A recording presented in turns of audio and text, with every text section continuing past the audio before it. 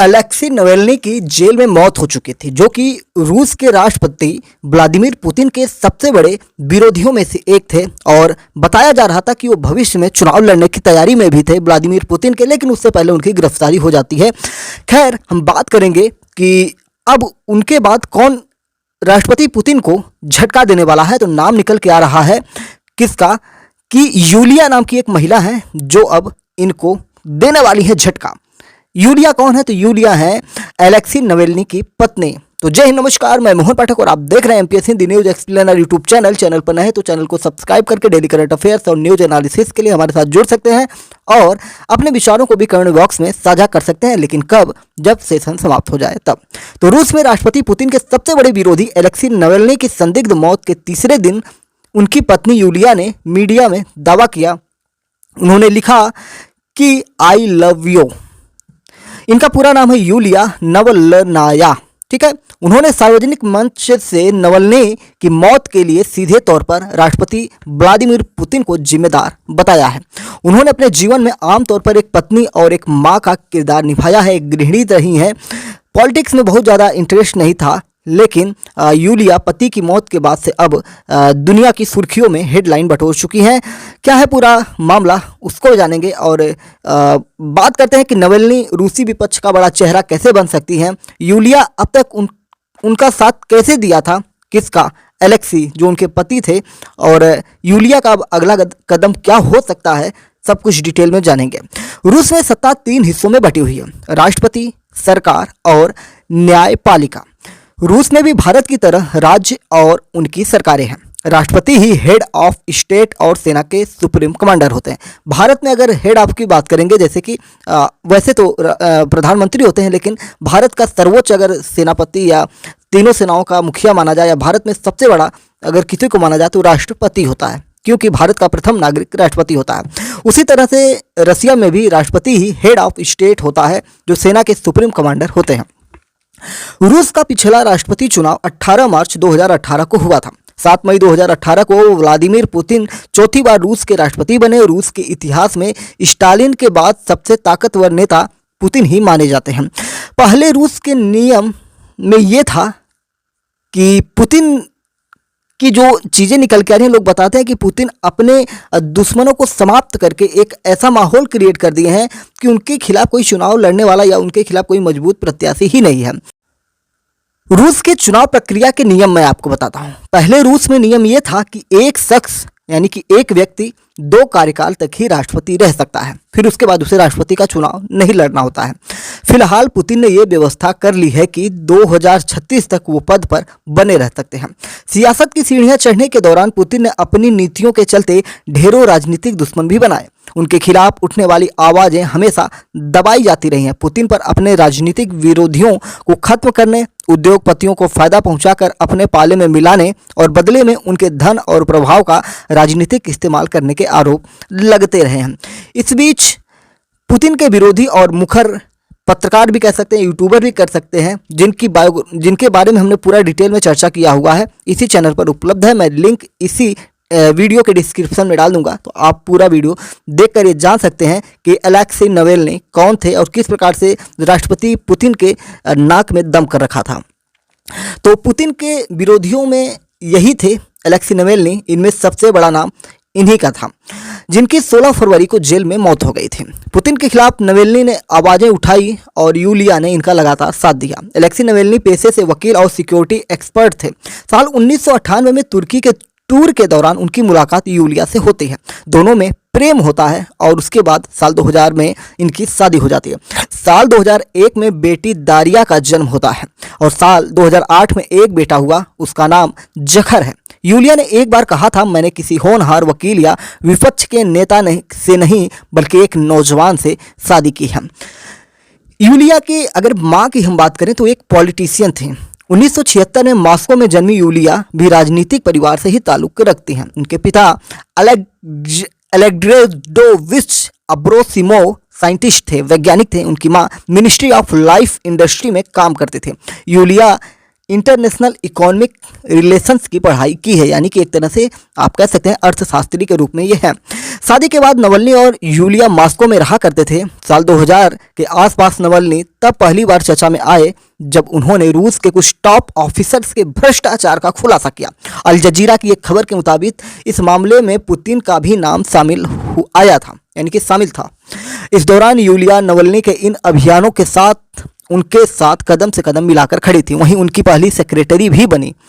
साल 2000 में नवल्नी के साथ ही यूलिया ने याब्लोको पार्टी ज्वाइन की। साल 2011 तक वो इसकी सदस्य रही। कुछ वक्त तक यूलिया ने नवल्नी के माता पिता के व्यवसाय में भी मदद की, लेकिन साल 2007 के बाद उन्होंने कहीं काम नहीं किया, बल्कि भ्रष्टाचार के खिलाफ आवाज उठा रहे नवल्नी की मदद में लग गई और उनके पैरों में पैर डाल के चलना शुरू कर दिया।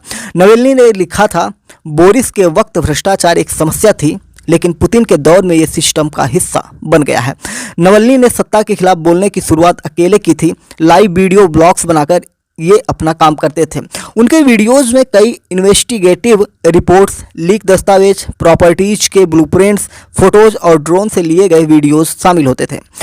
उन्होंने इन वीडियोस के जरिए रूस के छोटे बड़े अधिकारियों के महलनुमा शानदार घरों और अरबों डॉलर की दूसरी प्रॉपर्टी दिखाई। उन्होंने खुलासा किया कि क्रेमलिन के नियंत्रण वाले कॉरपोरेशंस में अधिकारियों के परिवार के लोगों को नौकरियां दी जाती हैं और इन लोगों के पास आमदनी से कहीं ज़्यादा संपत्तियां होती हैं। धीरे धीरे नवल्नी विपक्ष के बड़े नेताओं में गिने जाने लगे। यूलिया को विपक्ष की प्रथम महिला कहा जाने लगा। 2015 में रूसी radio station eco of Moscow ने यूलिया को रूस की शीर्ष 100 सबसे प्रभावशाली महिलाओं में 67वां स्थान दिया। साल 2015 में विपक्षी नेता बोरिस नेमोत्सोव की गोली मारकर हत्या कर दी गई। अब पुतिन को नापसंद करने वाले नवल्नी की तरफ उम्मीद से देख रहे थे। साल 2017 में नवल्नी ने पुतिन के खिलाफ चुनाव लड़ने की घोषणा की। उन्होंने कहा, पुतिन वो शख्स हैं जो रूस का भविष्य चुरा रहे हैं। हालांकि नवल्नी के ऊपर चल रहे मामलों और सजा के कारण रूसी चुनाव आयोग ने उनकी उम्मीदवारी खारिज कर दी। वो चुनाव नहीं लड़ पाए। नवल्नी पर एक के बाद एक कई मामले दर्ज किए गए, ऐसे मामले दर्ज किए गए कि उनका बाहर निकलना मुश्किल हो गया। 2013 में उन्हें एक लकड़ी कंपनी से $5 लाख का गबन करने के आरोप में 5 साल जेल की सजा हो गई, लेकिन इस फैसले का बड़े पैमाने पर विरोध हुआ और कोर्ट ने सजा पर रोक लगाई। 2016 में नवल्नी ने पुतिन के खिलाफ राष्ट्रपति पद के लिए चुनाव लड़ने के इरादे जाहिर किए थे। अगले ही साल 2017 में एक कोर्ट ने नवल्नी के खिलाफ फिर से 5 साल की सजा का ऐलान कर दिया। इस सजा के चलते नवल्नी चुनाव नहीं लड़ पाए।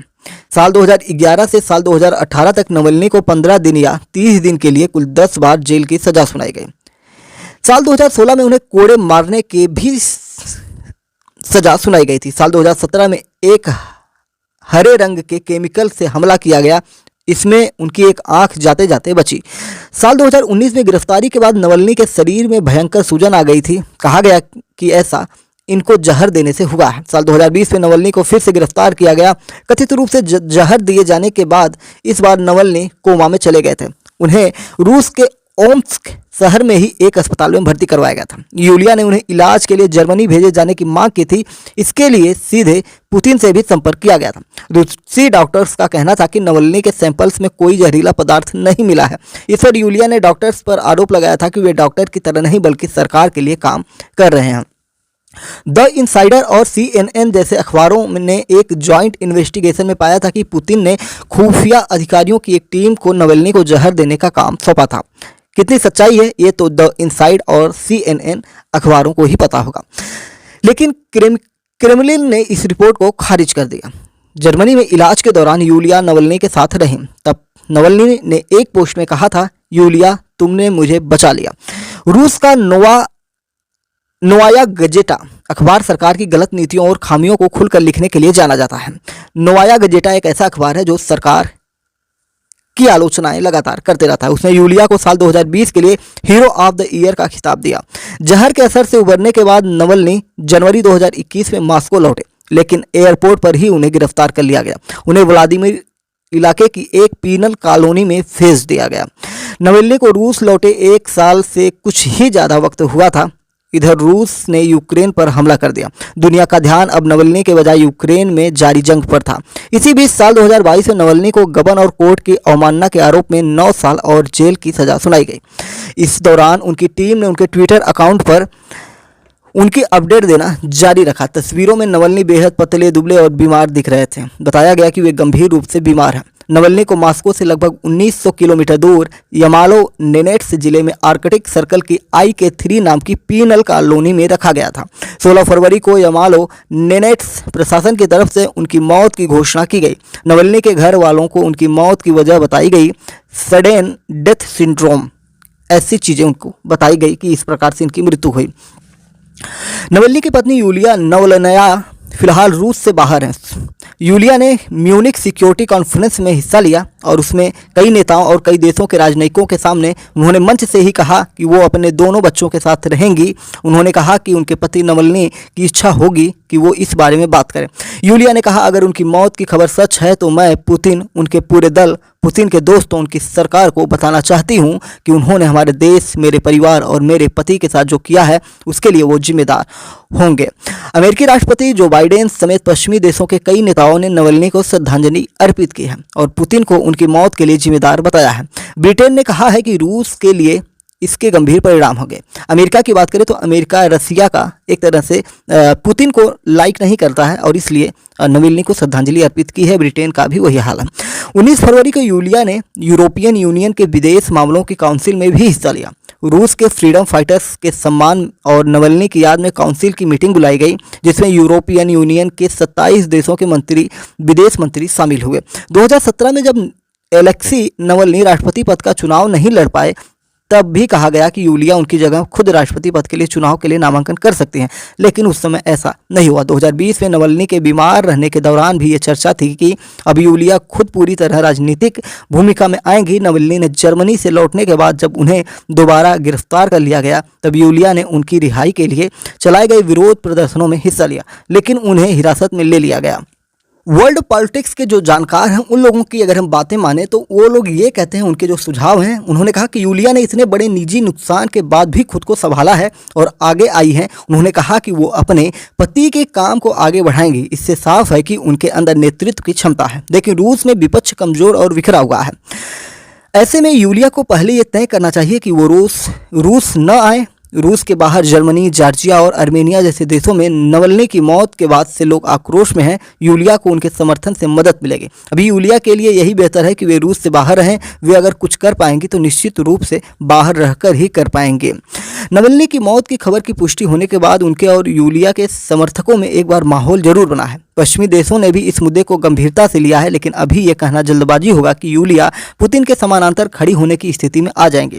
बेशक उन्हें विपक्ष की प्रथम महिला कहा जा रहा है, लेकिन उन्होंने अभी तक अपनी कोई राजनीतिक योजना या मैनिफेस्टो आगे नहीं रखा है। ये देखना होगा कि वो कब तक अपनी जो पावर है वो दिखा पाती हैं। उन्हें पश्चिमी देशों से समर्थन, आर्थिक फंडिंग या अन्य सहयोग मिलेगा या नहीं होगा, इसे भी लेकर अभी कोई आश्वस्त नहीं है या नहीं हुआ जा सकता है। हमें यह भी ध्यान रखना होगा कि नवल्नी यूक्रेन के साथ युद्ध के पक्षधर नहीं थे, लेकिन वे यूक्रेन की आज़ादी का समर्थन भी नहीं करते थे। तो ये सारी चीज़ें जो हैं कहीं ना कहीं पॉलिटिक्स को धार देती हुई नजर आएंगी। पॉलिटिक्स में बहुत सारी चीज़ें होती हैं और उन सारी चीज़ों के लिए नवल्नी का क्या आगे इरादा होगा, नवल्नी किस प्रकार से आगे बढ़ेंगी, ये सारी चीज़ें हमें देखनी होंगी। और आगे की जो अपडेट होगी रसिया में, उसके बारे में हम आपको बताते रहेंगे। खैर, रसिया के बारे में बताएं तो हमने एक और रिपोर्ट कवर की थी जिसमें ये बताया गया था कि रूस के राष्ट्रपति व्लादिमीर पुतिन ने ये ऐलान किया है कि रसिया के जो वैज्ञानिक हैं वो कैंसर वैक्सीन बनाने के बेहद करीब हैं। तो दुनिया को कैंसर वैक्सीन रसिया के द्वारा दिया जा सकता है। और कोरोना की पहली वैक्सीन स्पुतनिक करके एक आई थी, जिसको भी रसिया के द्वारा ही दुनिया की पहली वैक्सीन दी गई थी। तो उम्मीद है कि सारी चीज़ें आपको समझ में आई होगी। चैनल पर नए तो MPS हिंदी को सब्सक्राइब करके डेली करंट अफेयर्स और न्यूज़ एनालिसिस के लिए हमारे साथ जुड़ सकते हैं। जय हिंद, नमस्कार, भारत माता की जय।